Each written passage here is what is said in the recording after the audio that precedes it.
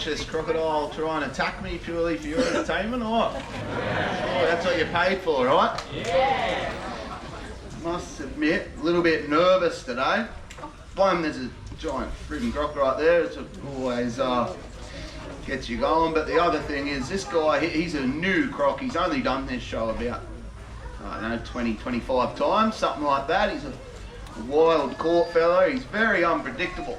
So, you're giving the main show croc a break back there. But before we go any further, I'll just suss out what kind of mood he's in and see what we're in for. It's a little bit cold today, which you might not appreciate if you're not from Cairns, you know. But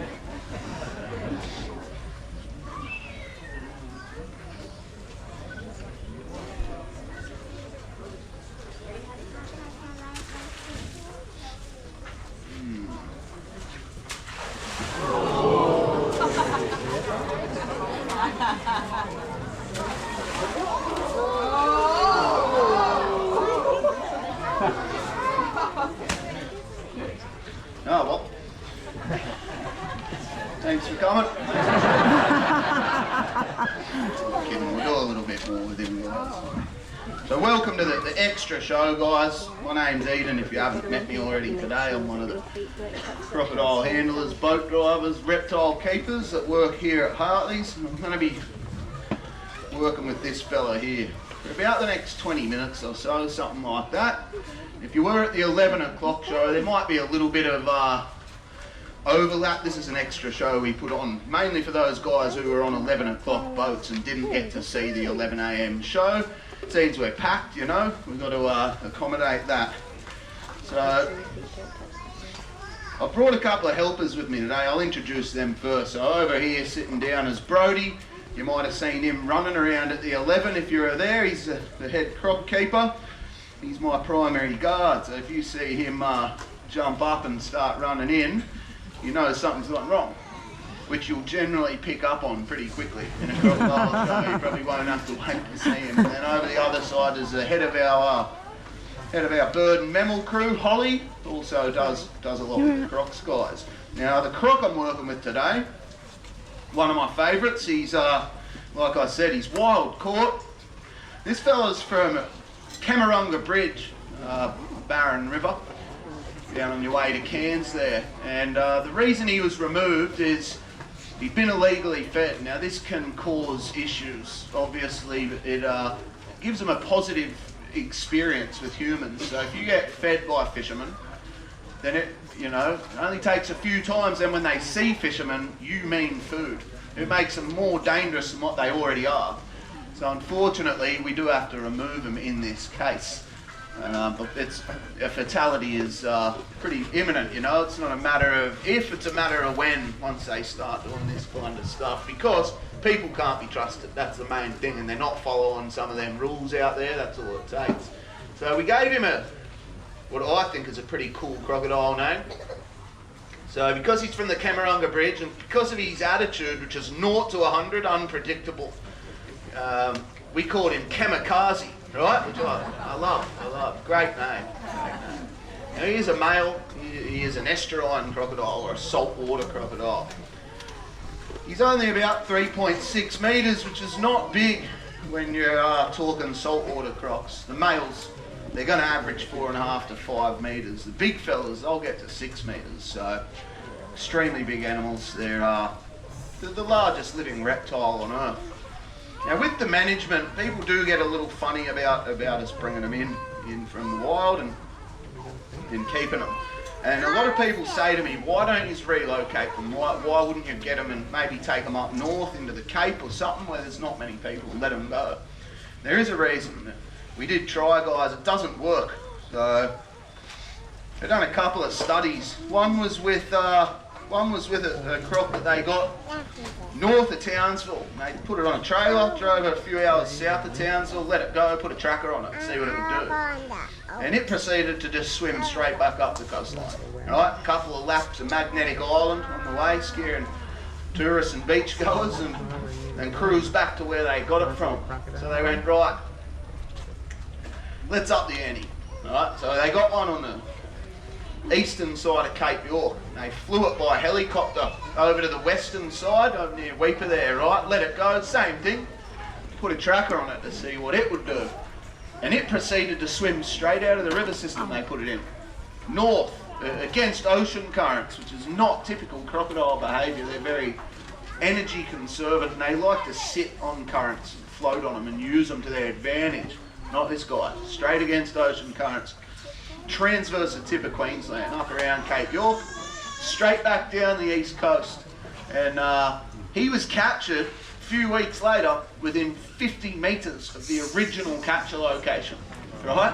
Turns out these things, they're much more closely related to birds in an evolutionary sense than other reptiles. They've actually got magnetoreceptors in the inner ear.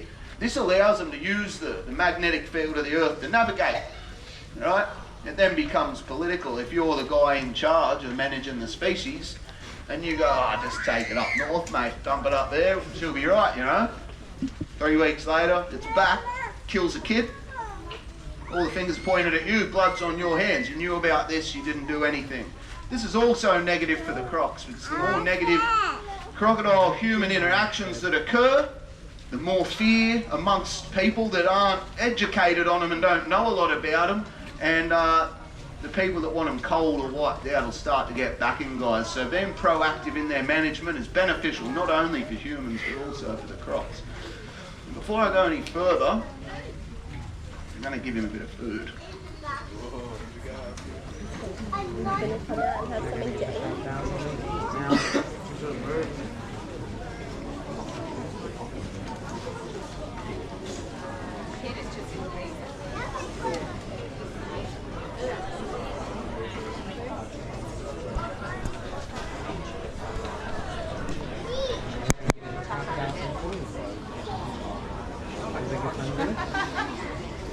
I think that's him there. But she'll be right, eh?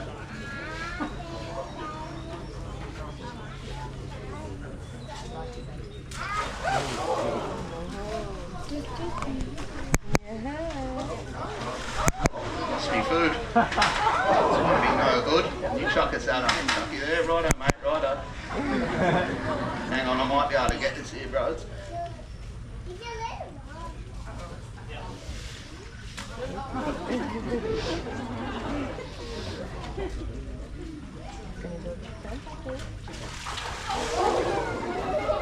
Be with me, dude.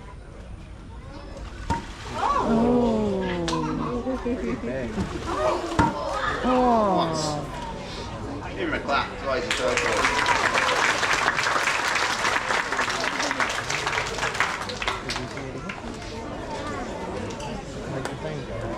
What he's done now, he's spotted me down by the edge, and he's going to start to move into an ambush position. I can see him creeping on into where he's last spotted me, so I might move over here.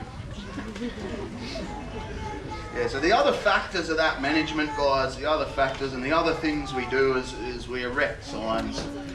You know, where it's safe to swim. Where it's not safe to swim, because we've seen crocodiles there. Yeah, I must go back over that in case no one knows. Where it is not safe to swim, I don't want to be responsible for that, guys.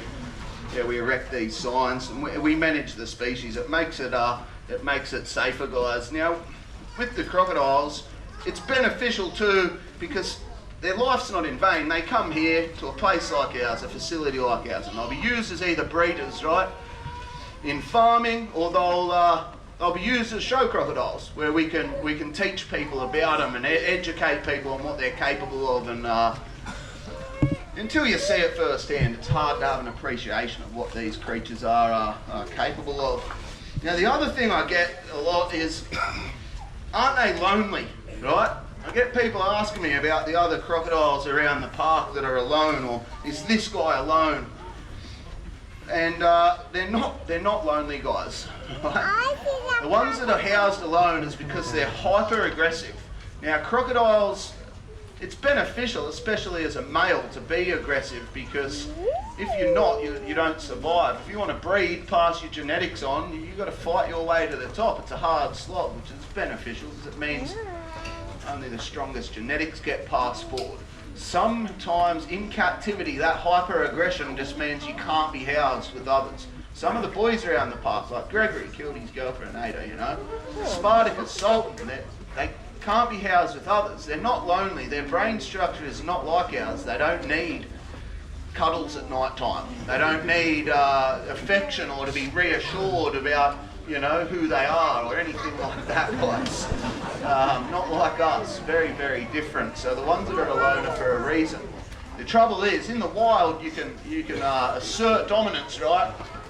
The other croc may have a chance to take off and get out of there. You've got the point across, but when you're trapped in a captive setting, you might do a bit of a display of dominance, you know, show your size, give them a headbutt, they take off, and the next day you see them again, you go, I thought I told you yesterday.